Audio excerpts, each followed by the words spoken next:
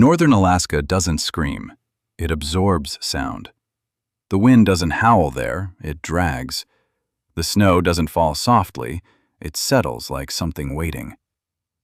There's a stretch of wilderness between Anchorage, Juneau, and Utqiagvik that locals rarely mention directly. They just call it the Triangle. Hundreds of people have disappeared there since the 1970s. Search teams go in. Sometimes they come back. Sometimes they don't. And sometimes they come back different. But this story isn't about statistics. It's about a boy named Ethan Calloway. Ethan was 19 years old. Not reckless, not brave, just quiet. He grew up in a small town outside Anchorage, Alaska. His father, Daniel Calloway, was a volunteer search and rescue tracker. His mother worked night shifts at a regional clinic. They weren't rich, but they were steady. Dinner at 7 p.m., Sunday church, weather radio always humming in the background. When Ethan was 12, his father once told him, "Up here, son, the land doesn't hate you, but it doesn't care about you either." Ethan remembered that line, especially after the disappearances started increasing. Posters at gas stations, faces on bulletin boards, snowmobiles left abandoned, and every time someone went missing in the Triangle. His father volunteered. The winter Ethan turned 19, a call came in. 3 experienced hikers vanished near the Susitna Valley edge of the Triangle. No distress signal, no tracks leading out, just tents still standing. His father grabbed his gear. Ethan watched from the doorway. For the first time, something felt wrong. Not fear, something quieter, like when you walk into a room and forget why you entered. "Dad, maybe let someone else take this one." His father smiled, adjusting his gloves. "If we all wait for someone else, nobody goes." He left before sunrise. The snow swallowed the truck tracks within minutes. That was the last time Ethan saw him normal. They found the hikers, dead. Exposure, officially. But something about the campsite unsettled the team. No signs of struggle, no animal tracks. And all 3 bodies were found facing the same direction, toward the tree line, as if they had been watching something. Daniel Calloway returned home after 4 days, but he wasn't injured. He wasn't frostbitten. He wasn't even shaken. He was quiet. Too quiet. That night at dinner, Ethan noticed something strange. His father kept glancing toward the back window. Not paranoid, not afraid, just attentive. Like someone listening for a knock that hadn't happened yet. At 2:13 a.m., Ethan woke up. He heard boots on the wooden porch. Slow, measured. Crunch. Pause. Crunch. He assumed it was his father, but when he checked the hallway, his father's bedroom door was closed, and the boots outside stopped directly under Ethan's window. No knocking, just standing there, in the dark.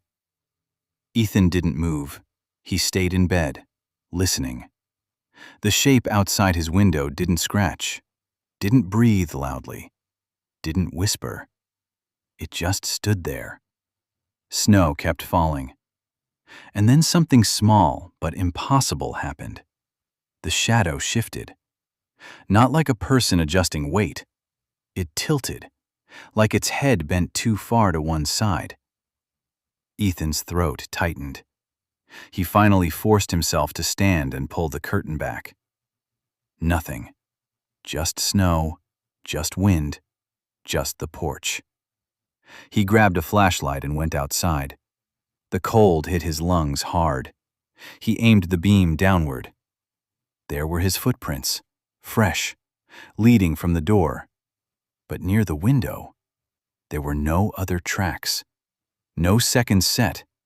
No disturbance in the snow. Nothing had been standing there. And yet, the snow directly beneath his window was slightly compressed, like something heavy had rested there without feet. Behind him, the front door creaked open. His father stood there, barefoot, in the snow, watching Ethan. "Daniel, you shouldn't go looking at night." Ethan swallowed. "Dad, were you outside?" A pause. Too long. "It looks back when you look first." He walked back inside, leaving no footprints behind him. Over the next week, Daniel Calloway stopped sleeping. Ethan could hear him walking at night, back and forth, living room to kitchen, kitchen to hallway, always stopping near the back window, sometimes whispering, not full sentences, fragments. "Not ready. We didn't mean to. He's just a boy," Ethan told his mother. She dismissed it. "Mother, your father's seen things out there. Give him time." But Ethan noticed something she didn't. His father's boots. They were always wet, even on days he never left the house. And one afternoon, while Daniel was in the garage, Ethan checked the soles. Packed into the treads wasn't snow. It was dark soil, frozen, almost black. There was no soil like that anywhere near their town, only deep inside the triangle. That night, Ethan locked his bedroom door. At 3:07 a.m., someone tried the handle. Slowly, carefully, not shaking it, testing it. Ethan held his breath. The handle stopped moving. Then, 3 soft knocks. Not demanding, not angry. Patient. Daniel, through the door, whispering, "Ethan, don't answer if they call you." Ethan's chest pounded. "Ethan." "Who?" Silence. Then footsteps walking away. But this time, they didn't sound like boots. They sounded uneven. 3 days later, something worse happened. Ethan's father disappeared again. No note, no truck missing. Just gone. Search and rescue teams assumed he'd gone out alone. They organized a search. Ethan stayed home with his mother. On the second night of the search, the old weather radio on the kitchen counter turned on by itself. Static. Then a voice. Distorted. Faint. "Sector 12. Negative." Ethan froze. He knew that code. It was from search and rescue frequencies. The radio wasn't capable of picking those up. Static cracked louder. Then, his father's voice. Clear, but distant. "Do not come past the tree line." Ethan lunged for the device. "Dad?" The voice continued, ignoring him. "They stand where the snow doesn't break."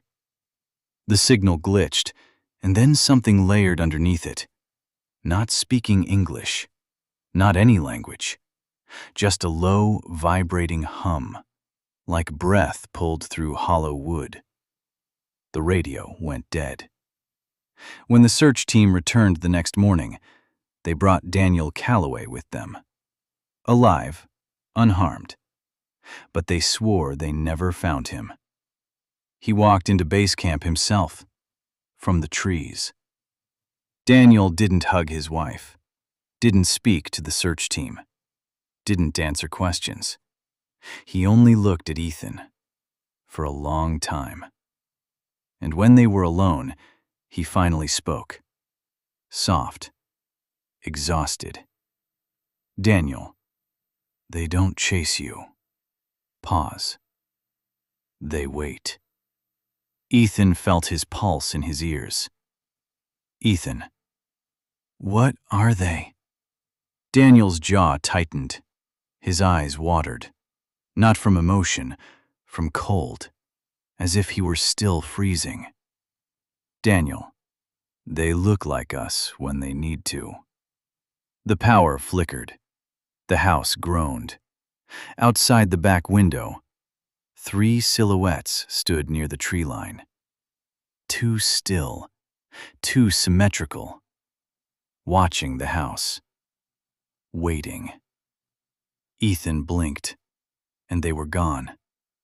But the snow where they stood was untouched. Ethan didn't tell his mother about the three figures. He wasn't even sure he'd seen them. Sleep deprivation can create patterns in darkness. His father always said that. But something kept repeating in his mind. They look like us when they need to. The next afternoon, Ethan decided to test something. He set up his phone camera facing the backyard window. He left it recording, just in case. At 2:18 a.m., he woke again. No footsteps this time. No knocks. Just silence. A silence so complete, it felt engineered. The kind of silence you feel underwater. Ethan checked the backyard through the curtain. Nothing. He grabbed his phone and rewound the recording. For 2 hours, nothing but falling snow. Then at 2:11 a.m., the camera glitched.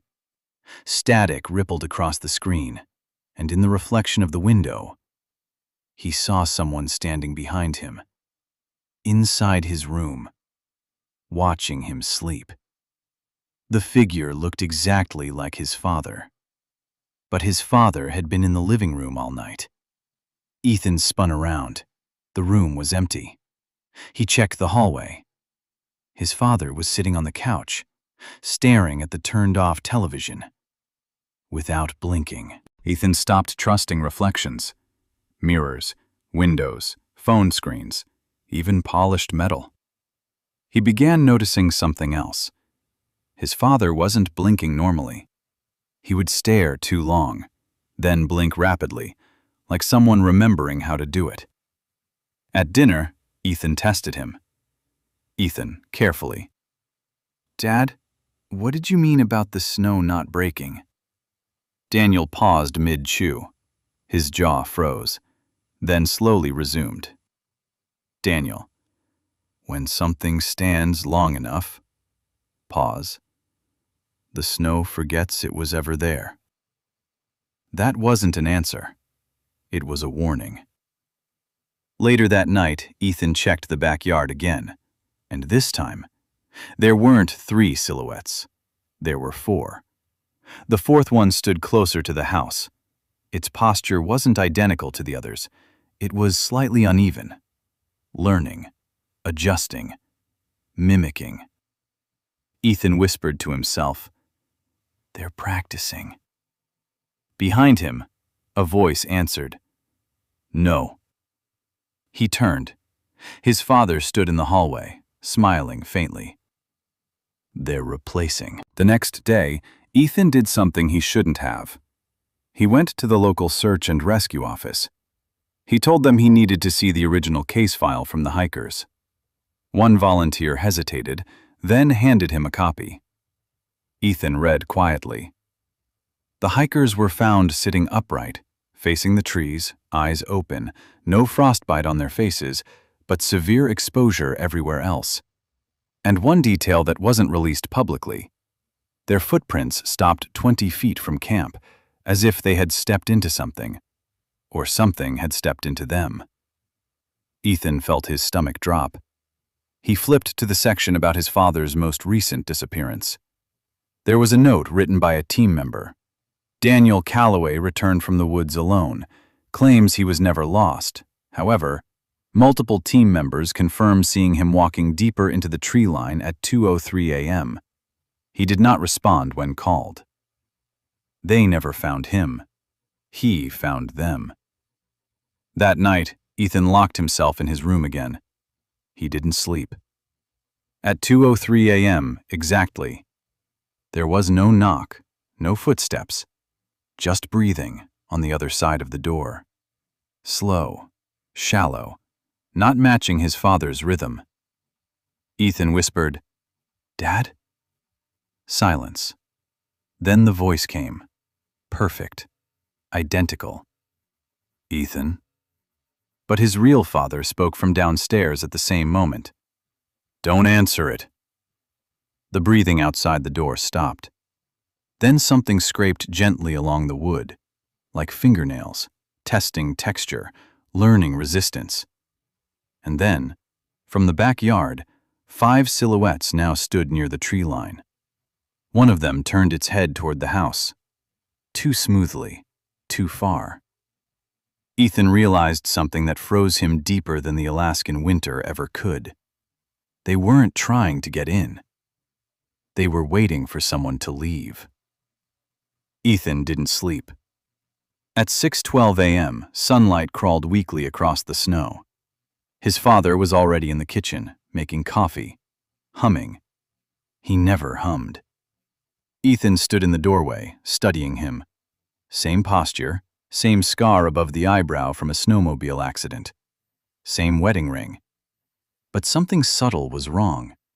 The way he held the mug, too still, like a staged photograph. Ethan decided to test him. Ethan, Dad, remember when I broke my arm at 12? His father nodded immediately. Too immediately. Daniel, fell from the dock. Ethan's pulse spiked. There was no dock. They didn't live near water. Ethan never broke his arm. The figure in the kitchen blinked, slowly, processing. Then it smiled. A correction attempt. Daniel, I meant your wrist. Ethan stepped back. That's when he noticed something worse. The coffee in the mug wasn't steaming. It was ice cold. Ethan moved slowly toward the living room. He needed air. He needed distance. As he passed the basement door, he heard something. A faint thud. Then a muffled voice. Ethan? His blood turned to ice. The basement door was locked from the outside. He looked back toward the kitchen. The thing that looked like his father was washing the same plate, over and over, without water running. Ethan turned the basement knob. Locked. He grabbed the spare key from the hook near the hallway. His hands trembled as he unlocked it. The smell hit him first. Cold, earthy, like deep soil after frost. He flicked the basement light on, and there, tied to a support beam, was his father. Bruised, exhausted, alive. His lips were cracked, his voice barely worked. Real Daniel, don't let it see you know. Ethan felt his knees weaken. Ethan, how long? His father swallowed. Since the second search. 2 weeks. 2 weeks something else had been in their house. A floorboard creaked upstairs. Both of them froze. Slow footsteps, measured, descending halfway down the stairs, then stopping, listening. The thing spoke, perfectly calm. Ethan? Not loud, not angry, just checking, like a parent looking for a child. The real Daniel leaned forward urgently. They learn faster when you panic. The footsteps retreated upstairs. Ethan's breathing shook. Ethan, what does it want? His father closed his eyes. It doesn't want. Pause. It replaces. Ethan's chest tightened. How many? His father didn't answer immediately. Then, I saw at least 12 in the trees. 12. And that was just what he counted. Ethan untied his father carefully. Every rope fiber scraping sounded like thunder. They moved silently toward the basement window.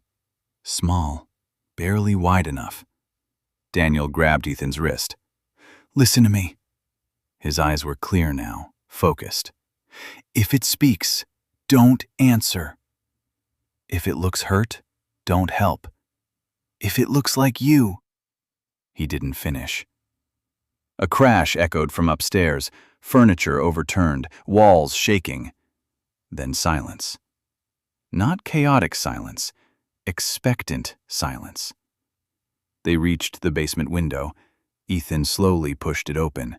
Freezing air rushed in, and when he looked toward the tree line, the silhouettes were gone. The snow was smooth, perfect, untouched. Then, a voice came from behind them, soft, curious, learning their tone. "Where are we going?" Ethan turned slowly. At the top of the basement stairs, he saw himself. Same jacket, same face, same fear in the eyes. Only one difference. It wasn't breathing. Ethan couldn't breathe. The thing at the top of the stairs looked exactly like him. Same trembling hands, same pale face. But it wasn't breathing. Its chest didn't rise. Its eyes didn't blink. It tilted its head slightly, studying him, mirroring him. Slowly, its chest began moving. Inhale, exhale, learning. Daniel whispered, "Don't look at its eyes." The duplicate smiled, a little too wide. Duplicate Ethan, "You left me outside." The voice wasn't wrong. It was layered, as if two versions were speaking at once. Ethan stepped back toward the window. The duplicate stepped down one stair. Perfect synchronization. Daniel suddenly shouted, "Now!" He shoved Ethan through the small basement window. Snow exploded around him as he hit the ground outside. Behind him, a sound Ethan would never forget. Not a scream, not a growl, a tearing, like fabric being pulled apart slowly. Ethan scrambled to his feet. "Dad!" Through the window he saw movement. Too many limbs, too many shapes folding into one. Then silence. Heavy, crushing silence. Ethan waited. Nothing came out. No duplicate, no father. Just stillness. He stumbled backward into the yard, and that's when he saw them. Not 12, not 5. Dozens, standing between the trees. Every single one shaped like someone from town. The mailman, the gas station clerk, 2 of the missing hikers, and one looked like his mother. They weren't advancing. They weren't threatening. They were waiting. Ethan ran. He didn't look back. He remembered his father's words. They don't chase. The snow under his boots crunched loudly, but behind him, nothing. No pursuit. No footsteps. After 10 minutes of running, he slowed, breathing hard. The forest was quiet again. Too quiet. Then he noticed something that made his stomach drop. There were no tracks behind him.